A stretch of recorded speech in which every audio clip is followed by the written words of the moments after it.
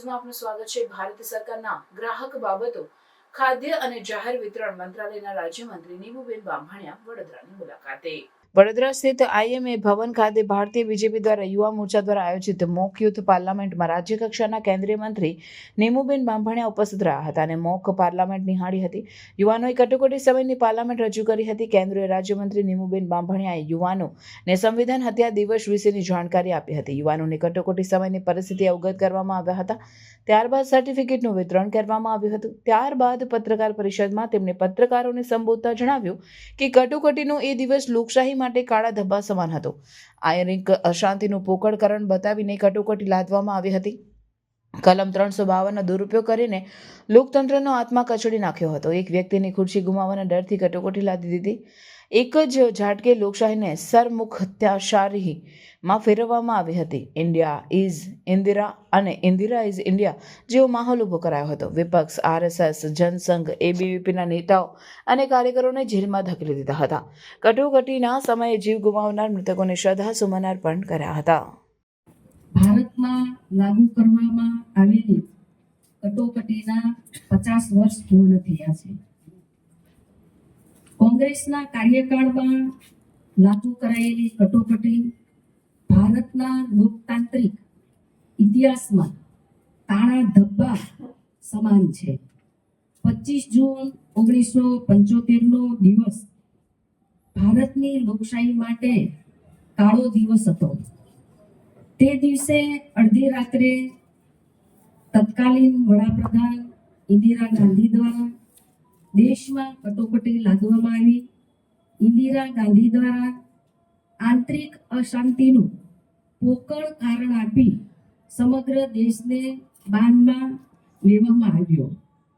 આજે એ વાતને 50 વર્ષ થયા છે, પરંતુ કોંગ્રેસની માનસિકતા હજુ પણ એની એ જ છે। તેમાં કોઈ બદલાવ આવ્યો નથી। કોંગ્રેસ પાર્ટીએ કોંગ્રેસ પાર્ટીએ આ કાળા અધ્યાયમાં લોકતાંત્રિક સંસ્થાઓને કચેડી નાખી। કોંગ્રેસે બંધારણે આપેલા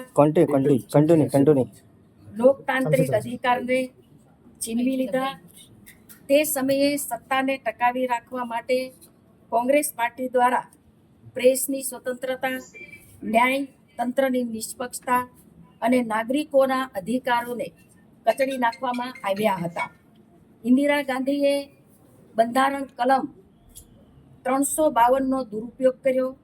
ભારતની લોકશાહીના આત્માને કચડી નાખવામાં આવી હતી। સંસદ ન્યાયતંત્રને લકવાગ્રસ્ત કરવામાં આવ્યું।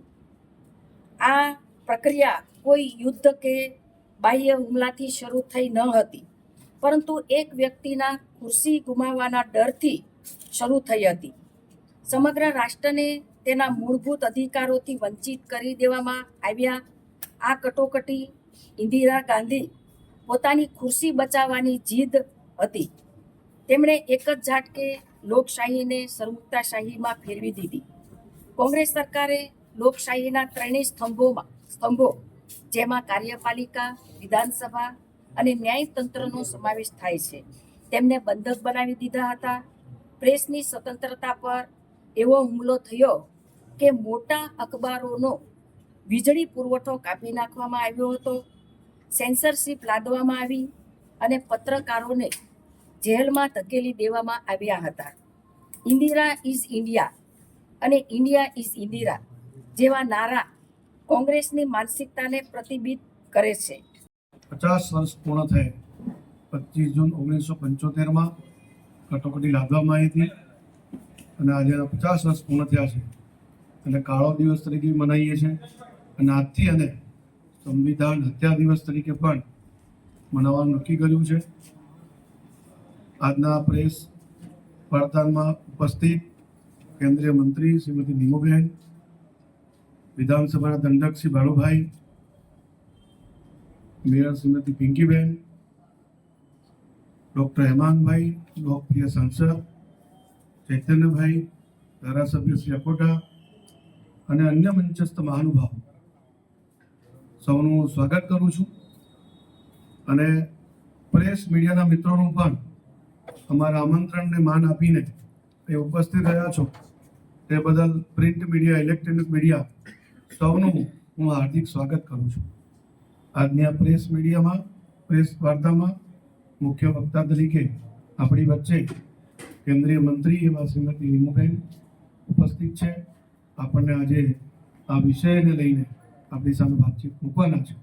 તો એમને હું નમ્ર વિનંતી કરું છું કે બેન આપની સામે વિષય રાખે. ધન્યવાદ.